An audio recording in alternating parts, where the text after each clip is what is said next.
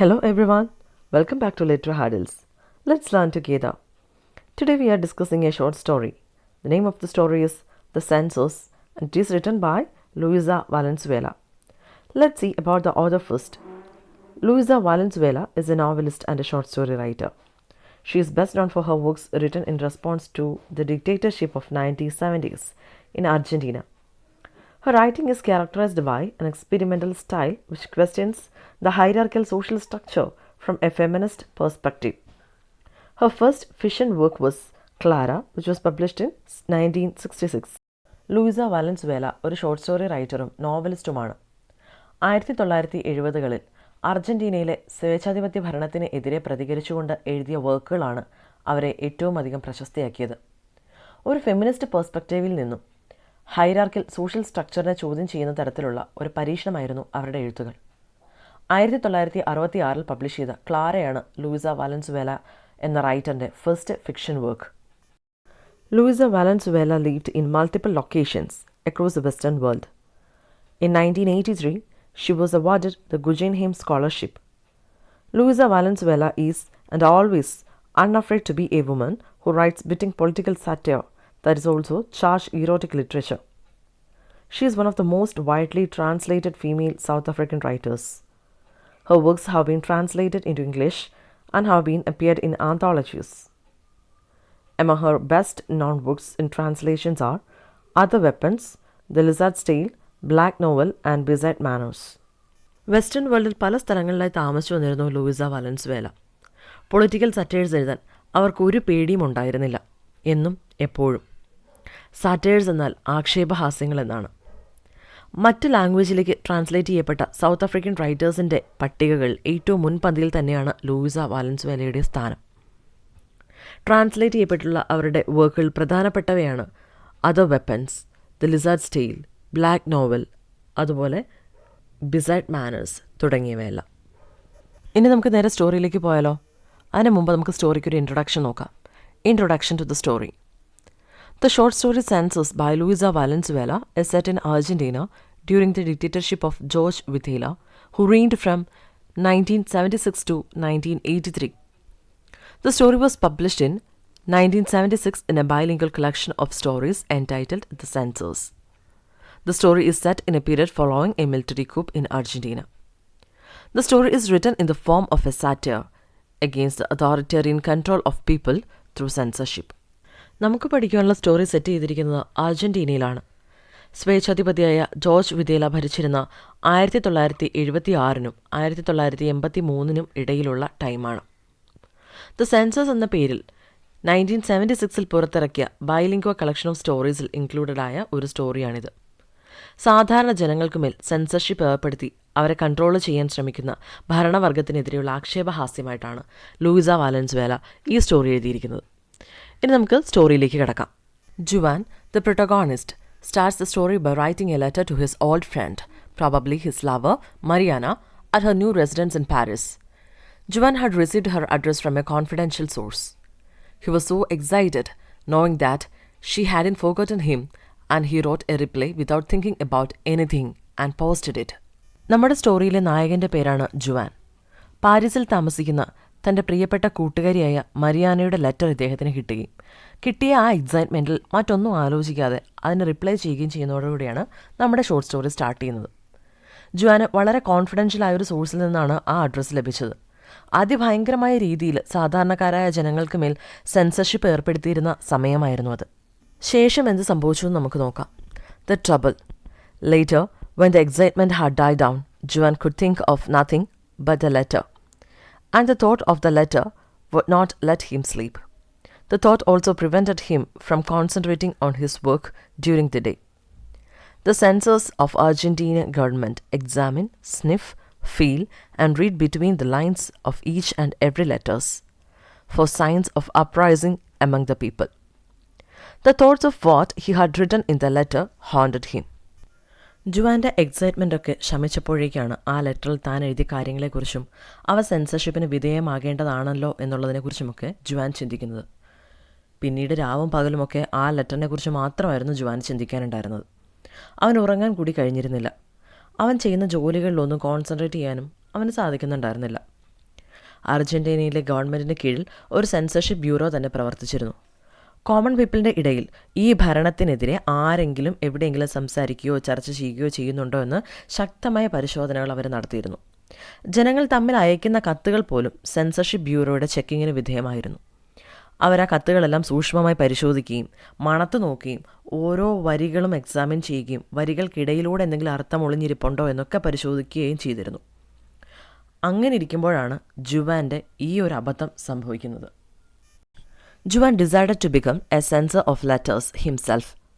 He planned this because if he became a censor, he could get access to his own letter and not endanger the life of Mariana or himself. Soon he applied for the post of his censorship division. He was hired immediately. This was happened because more and more censors were required each day. Also, the bureau had no time to painstakingly check his references. ആ letter എങ്ങാനും censorship ബ്യൂറോയുടെ കയ്യിലകപ്പെട്ട അത് തൻ്റെയും മരിയാനയുടെയും ജീവന് ഭീഷണിയാകുമെന്ന് ജുവാന് നല്ല ബോധ്യമുണ്ടായിരുന്നു. ഒരുപാട് ആലോചിച്ചതിന് ശേഷം ജുവാൻ്റെ മുമ്പിൽ ഒരു വഴി തെളിഞ്ഞു. എങ്ങനെയെങ്കിലും സെൻസർഷിപ്പ് ബ്യൂറോയിലേക്ക് കടന്നുകൂടുക. അപ്പോൾ തൻ്റെ മുമ്പിലേക്ക് പരിശോധനയ്ക്കായി കടന്നു വരുന്ന പല ലെറ്റേഴ്സിലൊന്ന് തൻ്റേതായിരിക്കും. അങ്ങനെ അത് കയ്യിൽ കിട്ടിയ ആരും കാണാതെ നശിപ്പിച്ചു കളയാം എന്നവൻ തീരുമാനിച്ചു. പിന്നീട് കൂടുതലൊന്നും ആലോചിക്കാൻ നിന്നില്ല.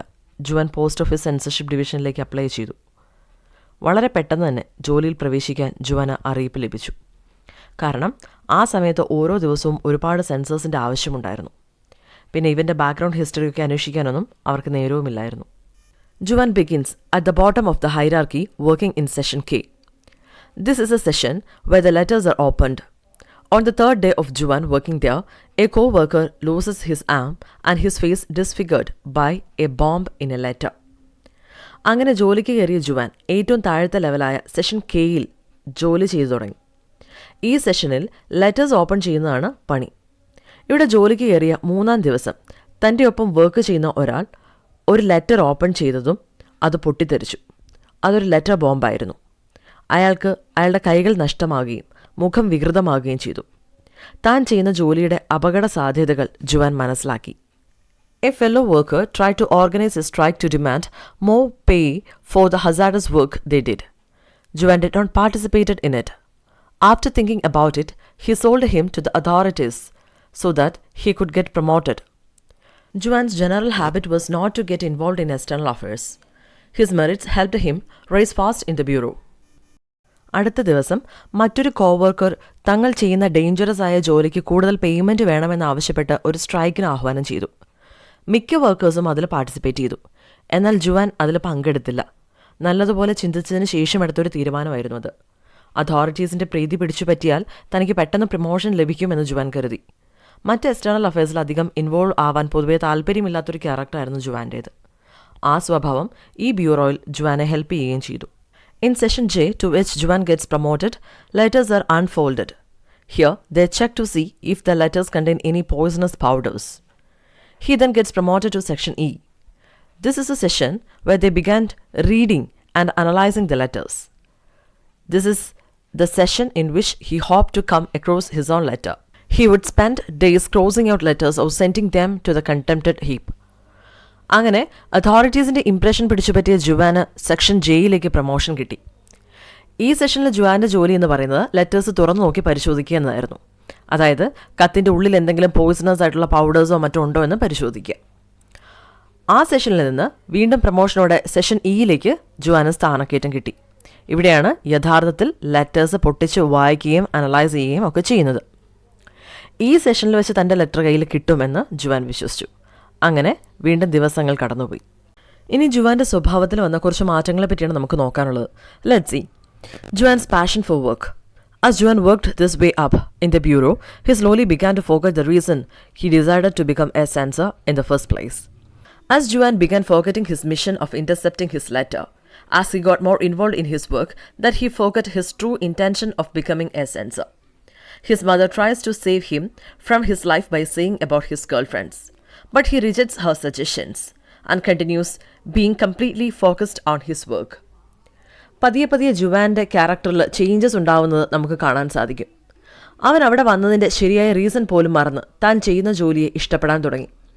അവൻ ഓരോ ദിവസം കഴിയും തോറും വർക്കിലേക്ക് കൂടുതൽ ഇൻവോൾവ് ആയിക്കൊണ്ടേയിരുന്നു. തൻ്റെ മകൻ്റെ മാറ്റം മനസ്സിലാക്കിയ ജുവാൻ്റെ അമ്മ അവനെ പല കാര്യങ്ങൾ പറഞ്ഞ് മനസ്സ് മാറ്റാൻ ശ്രമിച്ചു. ലൈക്ക് അവൻ്റെ ഫ്രണ്ട്സിനെ പറ്റി, കുറേ ഗേൾസിനെ പറ്റി, അങ്ങനെയൊക്കെ. പക്ഷേ ജുവാന് അവയോടൊന്നും ഒരു താല്പര്യവും തോന്നിയില്ല. അവൻ ജോലിയിൽ അത്രയധികം ഫോക്കസ്ഡ് ആയിരുന്നു. Again, promotion are now to Session B. In Session B, the amount of letters that reached him were minimal. Very few letters cleared the previous departments to reach this level. But the work at this level was intense. He had to read the letters more often, put them under the magnifying glass, look for microdots with the electronic microscope and tune his sense of smell. അങ്ങനെ Juan section ബിയിലേക്ക് എത്തി. ഇവിടെ അവൻ examine ചെയ്യാൻ കുറച്ച് letters മാത്രമേ ഉണ്ടായിരുന്നുള്ളൂ. Previous ഡിപ്പാർട്ട്മെൻറ്റ്സിലൊക്കെ വെച്ച് മിക്കവാറും ബാക്കി എല്ലാ പ്രൊസീജിയേഴ്സും കഴിഞ്ഞിട്ടുണ്ടാവുമായിരുന്നു. എന്നിരുന്നാലും ചെയ്യാനുള്ള വർക്ക്സ് ഇവിടെ അത്ര എളുപ്പമൊന്നും ആയിരുന്നില്ല. മിക്കവാറും തിരിച്ചും മറിച്ചും ലെറ്റേഴ്സ് വായിക്കണമായിരുന്നു. ലെറ്റേഴ്സിൽ സംശയാസ്പദമായ രീതിയിലുള്ള വല്ലതുമുണ്ടോ എന്ന് വലിയ മാഗ്നിഫൈങ് ഗ്ലാസ് ഒക്കെ വെച്ച് നോക്കണമായിരുന്നു. അതുപോലെ തന്നെ ചെറിയ ചില ഡോട്ട്സ് പോലും നന്നായി എക്സാമിൻ ചെയ്തേ വിടാൻ പാടുള്ളായിരുന്നു.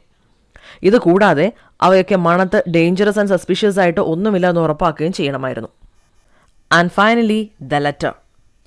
Juan came across his own letter to Mariana. He so focused on being the best censor possible that he mercilessly censored his own letter. He tosses the letter in the reject pile, which is a red flag to his superiors. Juan was executed the next day at dawn, another victim of his devotion to his work.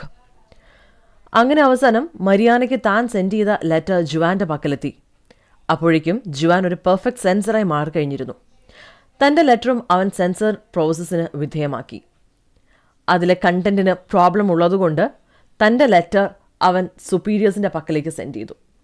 പിന്നീട് അധികം വൈകിയില്ല. അടുത്ത ദിവസം പുലർച്ചെ തന്നെ അവനുള്ള വധശിക്ഷ നടപ്പാക്കി. ജോലിയോടുള്ള devotion മൂലം ജീവൻ നഷ്ടപ്പെട്ട മറ്റൊരു വിക്ടിമായി ജുവാൻ മാറി. അങ്ങനെ നമ്മുടെ സ്റ്റോറി അവസാനിക്കുന്നു. ഇനി ഒരു കൺക്ലൂഷനോടെ നമുക്ക് നോക്കാം. The sensors. The most innocent person will always be tainted and destroyed by an iniquitous government. Through Juan's letter and actions, Luisa Valenzuela depicts a satirical theme of how anyone can be corrupted by a perverted government. ആ ലെറ്ററിൻ്റെ content എന്താണെന്നോ അതെങ്ങനെ ജുവാനെ ബാധിക്കുമെന്നോ writer Louisa വാലൻസുവേല ഇവിടെ എങ്ങും പറയുന്നതേയില്ല.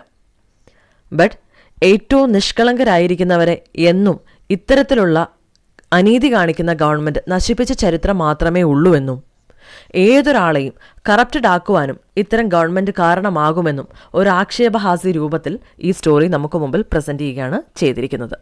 The sensors എന്ന short സ്റ്റോറിയുടെ discussion ഇവിടെ പൂർണ്ണമാവുകയാണ്. ഈ discussion നിങ്ങൾക്ക് പ്രയോജനപ്പെട്ടു എന്ന് തോന്നുമെങ്കിൽ തീർച്ചയായും ലൈക്ക് ചെയ്യുക. നിങ്ങളുടെ സജഷൻസ്, ഫീഡ്ബാക്സ്, ഡൗട്ട്സ് എല്ലാം കമൻറ്റ് ചെയ്യുമെന്ന് പ്രതീക്ഷിക്കുന്നു. അതുപോലെ തന്നെ ലിറ്ററ ഹാർഡിൽസ് അപ്ലോഡ് ചെയ്യുന്ന കൂടുതൽ വീഡിയോസ് ലഭിക്കുന്നതിനായി ചാനൽ സബ്സ്ക്രൈബ് ചെയ്യാത്തവരുണ്ടെങ്കിൽ സബ്സ്ക്രൈബ് ചെയ്യുക. Thank you so much.